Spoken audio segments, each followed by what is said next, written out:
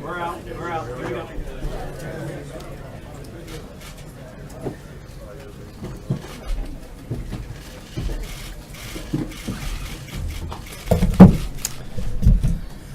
Good afternoon.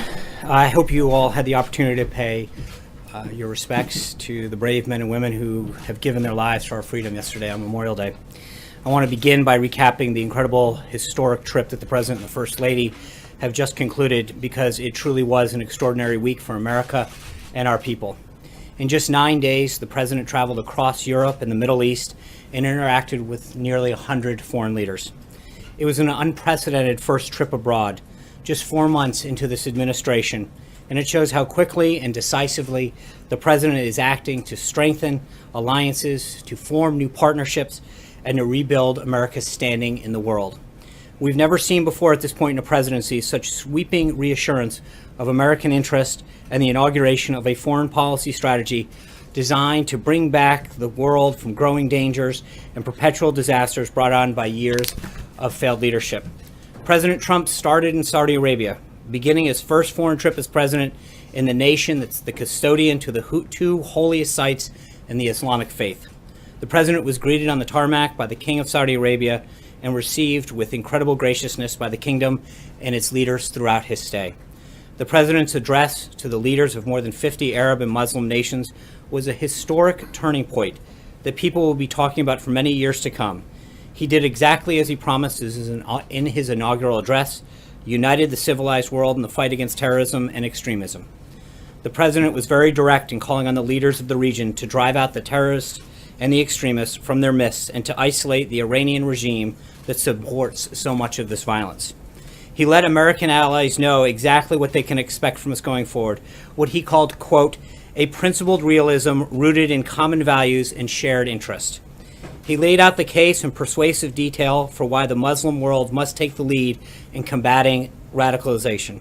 And he concluded by saying that if those nations go forward, quote, unified and determined to do what it takes to destroy the terror that threatens our world, then there is no limit to the great future our citizens will have. The president's historic speech was met with nearly universal praise. Former CIA Director Jim Woolsey called it, quote, a courageous speech. Former House Speaker Newt Gingrich said in the Washington Post that we have to look back decades to, quote, find a comparatively dramatic moment in the history of U.S. foreign policy. And former Democratic Representative Jane Harman said that she, quote, loved the idea that he's going to the fount of all three major religions. Countless Arab allies also praised the president's leadership on this visit. President al-Sisi of Egypt said that President Trump is, quote, a unique personality that is capable of doing the impossible. The Saudi foreign minister said that, quote, this is the beginning of a turning point in the relationship between the United States and the Arab and Islamic world. King Salman and other key allies also gave extraordinary speeches at the summit, underscoring just how much President Trump has done to rally the world against terrorism. We cannot overlook the significance of so many leaders of Muslim countries coming together to recognize the need to fight extremists. This was a historic event in that regard alone. King Salman said he shares the president's determination to, quote, renounce extremism and work on countering terrorism in all its forms and manifestations. King Abdullah of Jordan agreed that, quote, the grave challenges of terrorism and extremism demands coordination and global action at every level. He stated that, quote, we are all accountable for our commitment to fight radicalization in all of its forms. The visit also included historic economic development deals for the United States, totaling well over $500 billion and the creation of tens of thousands of American jobs. These deals include an immediate $110 billion investment, which will grow to $350 billion over the next 10 years in defense cooperation from Saudi Arabia that will further enable Muslim troops to take on a greater role in fighting terrorism. The president also participated in the launch of a new task force to block terror funding in the Gulf, the opening of a new global center for combating extremist ideology, and more than 30 commercial deals that include companies like Lockheed Martin, Raytheon, Boeing, GE, Dow, Honeywell, Emerson, Alcoa, and Cisco, among others, that will result in an additional $270 billion of Saudi investment in American businesses and American jobs. The president then went to Israel, where he was received with incredible warmth.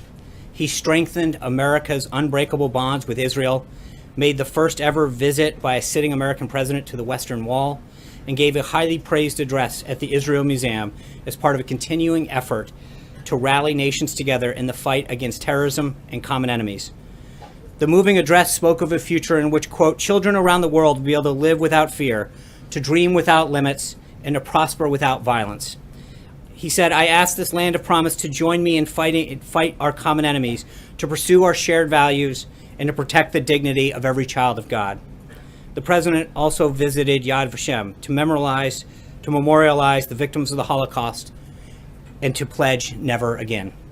The president met with both Prime Minister Netanyahu and Palestinian Authority President Abbas to advocate for a renewed push for peace, which they both agreed they were prepared to work towards.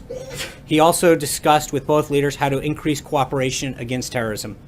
Prime Minister Netanyahu said, quote, for the first time in my life, I see real hope for change. And a correspondent at one of the leading Israel publications wrote that, quote, in the short space of 3 days, Trump carried out a semi-revolution.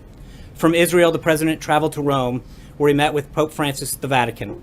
They had a very productive conversation about combating ISIS and other terrorist groups, protecting religious liberty, and numerous other issues. The president and the First Lady were incredibly honored by the visit.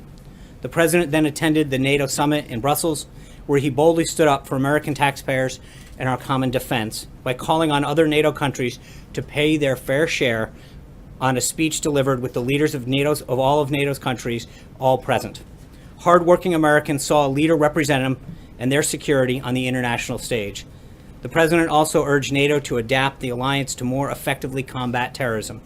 Later in the meeting, the member states unanimously agreed on those two priorities, and the Secretary General was extremely complimentary of the president's work to dramatically strengthen the alliance by getting member states to increase their contributions. Finally, the president traveled to the G7 summit in Sicily, where he and other leaders discussed how to better promote prosperity and security for each of their countries. Those meetings were marked by outstanding success that we see reflected in the communique that was issued. They include a strong statement that G7 nations will stand against unfair trade practices and a commitment to fostering a true level playing field. The G7 leaders also endorsed the right of sovereign nations to control their borders and endorsed in that communique the policy outlined by President Trump to seek resettlement of refugees as close as possible to their home countries so that they can be part of an eventual rebuilding. This language on migration and refugees was a major shift in policy towards the shift of the president. The G7 formally also condemned the use of chemical weapons, and needless to say, the president's leadership was critical in setting those priorities for the nation. In addition, the president also met with Prime Minister Abe of Japan. The two agreed on the need for enhanced sanctions with respect to North Korea. The president concluded his trip with an address to the service members and their family at Naval Station Sigonella to thank them for their service on Memorial Day weekend and to deliver another strong message about the unity in the fight against terrorism. Then yesterday, President Trump spoke at Arlington National Cemetery for Memorial Day services and visited the grave sites of many of our fallen heroes. This was an extraordinarily successful and historic 9-day trip the president took. He accomplished the return of a strong America to international affairs, rallied civilized nations of the world against terrorism, took real steps towards peace in the Middle East, and renewed our alliances on the basis of both shared interest and shared burdens. The trip sets the stage for a much more safe and prosperous nation here at home and a more peaceful world for all. We're back at home now, and the president and his cabinet are moving full steam ahead on the president's agenda. As the president noted this weekend, his plan for the most significant tax reform in decades continues to progress, led by Secretary Mnuchin and NEC Director Cohn. While the president was away, the team here held several meetings with members in leadership. In particular, Secretary Mnuchin met separately with the House Ways and Means Committee, Republican and Democrat members, the Freedom Caucus, and the Republican Study Committee. The Vice President also discussed tax reform with multiple members and with leadership during his regular visits to Capitol Hill. We'll begin holding industry listening sessions next week, providing an opportunity for business leaders and job creators to give us their inputs on what reforms are necessary to allow us to grow jobs and the economy. This morning, the President met with Environmental Protection Agency Administrator Pruitt. One of the topics that they discussed, of course, was the President's upcoming decision on the Paris Climate Accords. As I've told you overseas, this is the subject that the President is spending a great deal of time on, and one that he spoke to the G7 members about during their meetings. Ultimately, he wants a fair deal for the American people, and he will have an announcement coming on that shortly. Also today, the President's trade representative, Ambassador Robert Lighthizer, is having several meetings with representatives from the Vietnamese government, including the Prime Minister and the Trade Minister, ahead of tomorrow's visit between the President and the Prime Minister. U.S. Trade Representative will have readouts on those meetings available for you this afternoon. Ambassador Lighthizer will also be speaking at the Chamber of Commerce Gala this evening for the Vietnamese Prime Minister. That speech should be available via the U.S. Chamber's Facebook page. During his speech, Ambassador Lighthizer will highlight the developments of our bilateral relationships with Vietnam over the past 2 decades, while underscoring the work ahead in addressing the challenges presented by the recent sharp increase in our trade deficit with Vietnam. As the President has made abundantly clear, trade deficits and unfair trade practices have disproportionately hit American workers. Through a robust and varied trade agenda, this administration is strengthening our important relationships with partners like Vietnam by leveling the playing field for American businesses throughout the world. And with that, take your questions. Bill. Yeah, to the issue of the Russia probe, I'm wondering, Sean, if you can tell us when the President whether the President knew at the time that Jared Kushner was seeking to establish back-channel communications at the Russian embassy to the Russian government. And if he didn't know at the time, when did he find out? I think that assumes a lot, and I would just say that Mr. Kushner's attorney has said that Mr. Kushner has volunteered to share with Congress what he knows about these meetings, and he will do the same if he's contacted or connected with any other inquiry. Did the President discuss it, though? I'm not going to get into what the President did or did not discuss, but what your question assumes is a lot of facts that are not substantiated by anything but anonymous sources that are so far being leaked out. Does he approve of that action?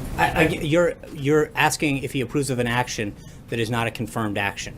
That being said, I think Secretary Kelly and General McMaster have both discussed that in general terms, back channels are an appropriate part of diplomacy.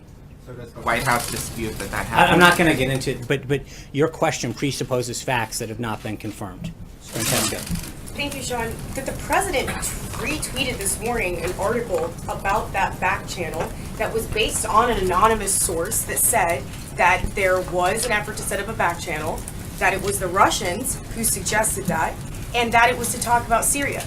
Was the President not confirming that that there was an effort and the facts that I just said? I think what I just said speaks for itself. But you said that first of all, that the article was based on anonymous sources. Which it is. But the Fox article that the President retweeted was also based on anonymous sources. Why are those sources, or the source rather, that they used more credible than the ones in the Washington Post article? Again, I don't think there's 2 issues at hand. One is the statement that Jared's attorney has provided. Second is whether or not the dossier that is largely the basis of this was largely discredited in the first place. Most of the publications here refused to even publish it in the first place. So again, I'm not going to get into confirming stuff. There's an ongoing investigation. John. Gizzy. Oh, I'm sorry. Thank you, Sean. I have 2 questions. First, the President, for the second time in a month, retweeted his desire for the Senate to reduce the votes to pass anything to 51, which would effectively scuttle the filibuster for legislation as it has been scuttled for nominations. Is this something he discussed with Majority Leader McConnell or any of the Senate leadership before he tweeted it? I think the concerns that he's had with the pace of the Senate has been longstanding. Obviously, the use of the filibuster and the rules of the Senate are ultimately up to Senator McConnell. But I think that the frustration that he's had with the pace of some of the legislation and some of the obstructionist tactics that Democrats have employed, whether it's his cabinet nominees or other pieces of legislation, has been well documented. Would he want to scrap the filibuster entirely as well? I think he wants to see action done, John. That's what the President wants.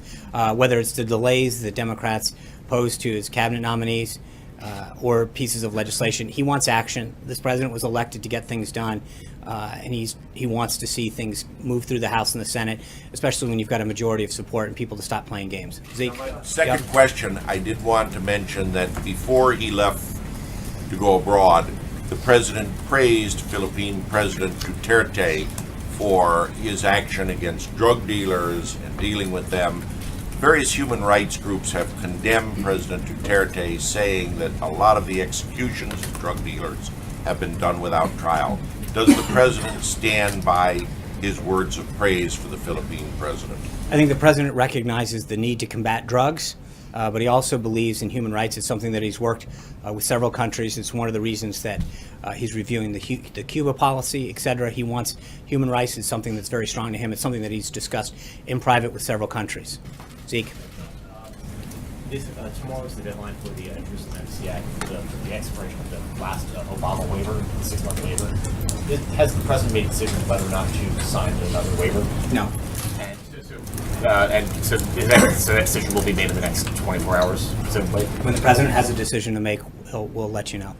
Secondly, we're also waiting on a few other reviews, both for the ISIS review as well as the Afghanistan review. Right. What is the status of those? You mentioned that Paris will be hearing this week. The president said, what about the other two subjects? I think on the Afghanistan review, he's still reviewing that from the Department of Defense.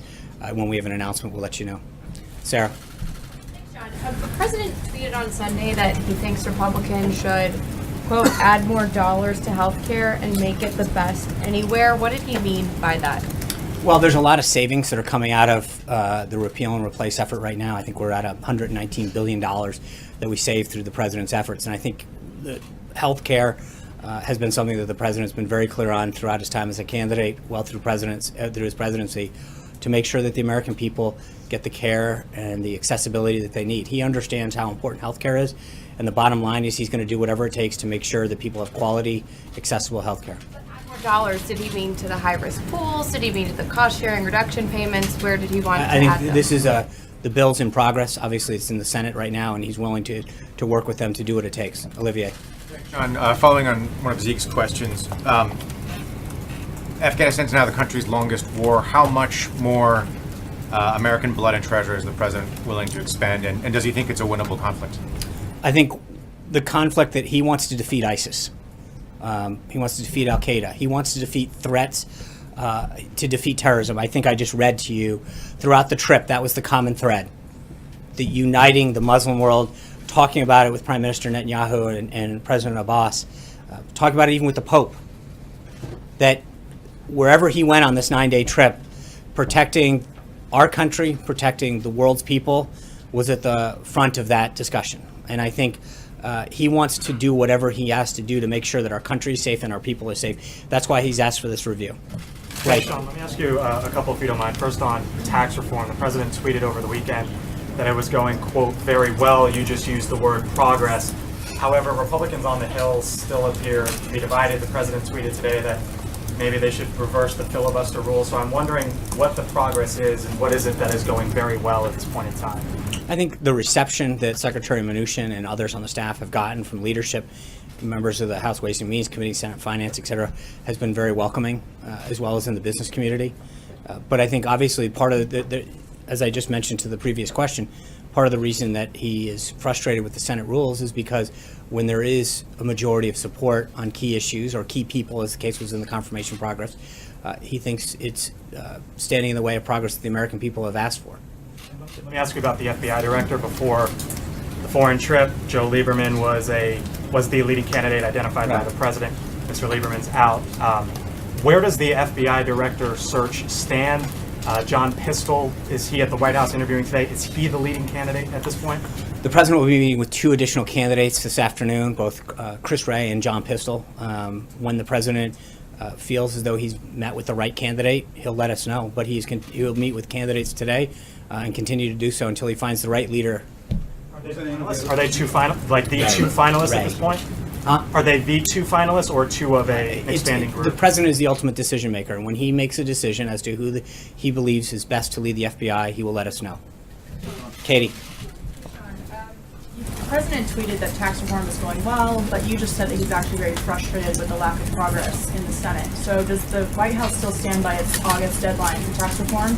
And does the White House still believe that healthcare, tax reform, and infrastructure is going to get done this year? So just so we're clear, there's two separate issues, right? One is, I think the talks that Secretary Mnuchin and other members of the staff have had and the reception that they've gotten to the president's bold tax reform proposal is extremely welcoming. I think the president in general finds it frustrating the way how the Senate operates. And again, I'm dating this back to the holdup that they had on some of these unbelievably well-qualified nominees. So we don't want to mix those two issues together. But I think he feels very encouraged by the reception that he's gotten to tax reform. Secretary Mnuchin, who had made the comment about August, had talked about, while that was a goal, that we'll continue to work as hard as we can to get it done. But we've got a pretty bold agenda. He's still pushing hard on healthcare. Infrastructure is a priority of his. So the president's legislative agenda is in full swing. Yeah. No. Where do you see the state of the U.S.-German relationship right now, and how important is that relationship to the White House and the president and the American public? I think the relationship that the president has had with Merkel, he would describe as fairly unbelievable. They get along very well. He has a lot of respect for her. They continue to grow the bond that they had during their talks in the G7. And he views not just Germany, but the rest of Europe as an important American ally. During his conversations at NATO and at the G7, the president reaffirmed the need to deepen and improve our transatlantic relationship. And how did he view her comments that she felt that Europe could no longer depend on the United States? Well, respectfully, that's not what she said. So since you're misquoting the chancellor, let me read what she actually said. She said, "The time when Europe could rely solely on others is somewhat in the past. And as I have witnessed over the past few days, Europe must take its fate into its own hands. This means working in friendship with the U.S., the U.K., and neighborly relations with Russia and other partners." That's great. That's what the president called for. He called for additional burden sharing. The Secretary General of NATO said that the president's calls are what's moving them in the right direction. The president is getting results, and more countries are stepping up their burden sharing. That is a good thing for them, it's a good thing for NATO, and it's a good thing for America. Scott Thilman. Yeah, Sean, has the president been meeting with lawyers specifically about defending himself in the special counsel investigation into Russia? And I'm sure you've probably seen the reports that Congressman Adam Schiff likes Jared Kushner before his committee and possibly even go over his clearances. I'm not going to dignify partisan accusations of anonymous sources and alleged unsubstantiated attacks. So I'm not even going to just. About the president, whether or not he's had any meetings If with lawyers specifically. if the president has a lot of meetings, if the president has a decision on anything, we'll be sure to let you know. Yeah, Brian. First, welcome back, by the way. Thanks. Two quick questions. This weekend, while you all were gone, someone shot up the Lexington Herald-Leader, and of course we understand what happened in Montana with now Congressman Gianforte. I think he has a misdemeanor charge of assault. Will this administration take a stand against violence aimed at reporters? We'll take a stance against violence against any individual. Well, and so would you, all right, second, well, let me follow that up with, would you support legislation? You all have been the ones that have come out screaming against fake media. Would you support legislation that would support real reporting, such as this SHIELD law I've asked you before, such as other... We have a constitution, Brian, that supports the First Amendment, which allows all Americans, and anyone in this country, frankly, the freedom of expression. We support that full. The second question. When you say that you're going to try to defeat ISIS and Al Qaeda, what are you doing to eliminate the abject poverty that is the breeding ground for the terrorists? As we've mentioned before, his national security team is putting together a holistic solution to defeating ISIS. When that strategy is complete, we'll have something for you on it. So you said that a back channel is an appropriate part of diplomacy. I didn't say that. I said that Secretary Kelly and General McMaster have both commented on that. Add more to that. Well, how is it that it's appropriate for someone who is a private citizen, not sworn in as an official of the U.S. government, to conduct any kind of negotiation or diplomacy with a foreign official? Again, I would just refer you to both the comments that Secretary Kelly, General McMaster have said about how they can be an important tool in diplomacy. But at the time, there was no one who was close to the president who was working in an official government capacity. How is that appropriate? Again, I think that both of those individuals who are steeped in national and security and foreign policy have said that that can be an effective tool, generally speaking, in diplomacy. Shannon. I know the president hasn't made a public decision on the Paris agreement, and I know you don't want to get out ahead of him, but on the more broad issue of climate change, can you say whether or not the president believes that human activity is contributing to the warming of the climate? Honestly, I haven't asked him. Okay. I can get back to you. And do you feel like that is a decision he's still trying to make? I don't know. I honestly haven't asked him that specific question, so I would feel. Just real quick on healthcare to follow up on a question back there.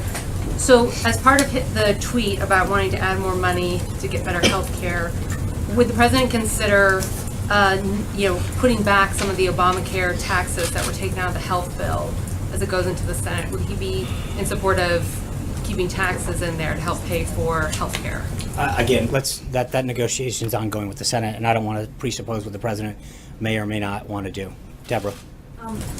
Let me finish, please. Thank you, Sean, for calling on me. Angela Merkel's quote, "We Europeans must really take our destiny into our own hands." How did the president react to that? And will this have any effect on what he wants to do, what he decides to do with Paris? No, I think he, like I said a moment ago, the president believes that seeing Europe and other NATO countries increase their burden sharing is a very positive thing for their own countries, for NATO as a whole, and for the United States. To see these individuals heed the call that he has so eloquently put out over the last well over a year. But when you look at the comments that the Secretary General made, he recognizes that the president's rhetoric has had an extremely positive effect on the strengthening of NATO and other countries stepping up the percent of their own GDP that they're putting towards their common national defense.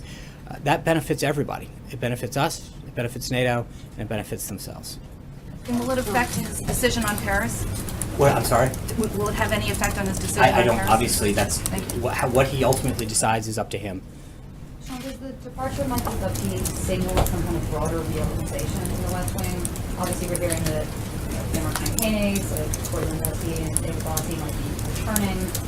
There's a war room might be setting up to deal with Russian investigations. I don't think so. I think the president is very pleased with his team, and he has a robust agenda, as I've just outlined, that he looks forward to working with Congress to get done to achieve results for the American people. Is the White House considering changing how you communicate the president's message at all? I mean, be it him communicating directly more or different phases of the podium? Well, I don't think that there's anything that we haven't said before about how, the president has a unbelievably qualified cabinet, and we've utilized them a ton in the past. If we can continue to do that on key issues, we're going to do that. Ultimately, the best messenger is the president himself. He's always proven that he is the best messenger, not just for what he wants to articulate, but that the American people resoundingly chose him as their president because he understands the frustrations and concerns and values of the American people, and he is probably the best person to communicate that. Do you think that he is happy with the messaging that's been done thus far? I think he's very pleased with the work of his staff. I think that he is frustrated, like I am and like so many others, to see stories come out that are patently false, to see narratives that are wrong, to see quote-unquote fake news. When you see stories get perpetrated that are absolutely false, that are not based in fact, that is troubling. And he's rightly concerned. Can you give an example of fake news, Sean? Can you give us an example? I'll give you an example. Please. Sure. Friday, the president was having a great discussion at the G7, and someone from the BBC and ultimately an incoming reporter from the New York Times retweeted that the president was being rude by disrespecting the Italian prime minister. And when in fact you all in every one of the meetings that we sit in watch the president with that one earpiece that's been used by other presidents. And yet the president did a great job at NATO, building stronger bonds at the G7, increasing America's presence around the world. And that's the kind of thing that the BBC and ultimately the reporter who's now joining the New York Times push out and perpetuate with no apology. What, you're shaking your head, Peter. I mean, it's true. You did it. No, I'm answering James, but I think. No, reporters make mistakes. No, but that's not. But that's just fake. That is a fake. That was in the newspaper. Your trip was all over the front page. You're making something out of one tweet instead of the. But again, you vast guys majority defend of your the mistakes like that. With all due respect, I was asked to give an example, and I did it. prominence than anybody ever. I gave an answer to Jim. The problem is that I think the president, to the question, gets frustrated when he sees fake stories get published, things that aren't based in fact, and a narrative gets pushed. That's just so minor. So that's just, well, with all due respect, I think when you see instances like that get perpetrated over and over again, that is frustrating. I'm not here, I didn't come here with a list of things, but I think that there's, well, thank you, I appreciate it. What you get to decide what's big and what's not. I think there's a lot of this stuff that has gotten pushed out based on unnamed, unaccountable sources that is very troubling. And I think when you see the same kind of thing happen over and over again, it is concerning. And I think the president has fought very hard to bring back jobs. You, as I mentioned, you had over $500 billion of investment that's coming in that's going to grow jobs, grow our economy. That should be a big story. The president's results when it came to fighting terrorism was a big thing. The idea that we're standing up a global center to fight extremism in Saudi Arabia that's uniting Muslim countries, that's a big deal. I think reports that there's going to be an overhaul of the communications Wait, operation are fake news. I know. So now you want to come back to that. What I'm telling you is that the reason that the president is frustrated is because there's a perpetuation of false narratives, a use of unnamed sources over and over again about things that are happening that don't ultimately happen.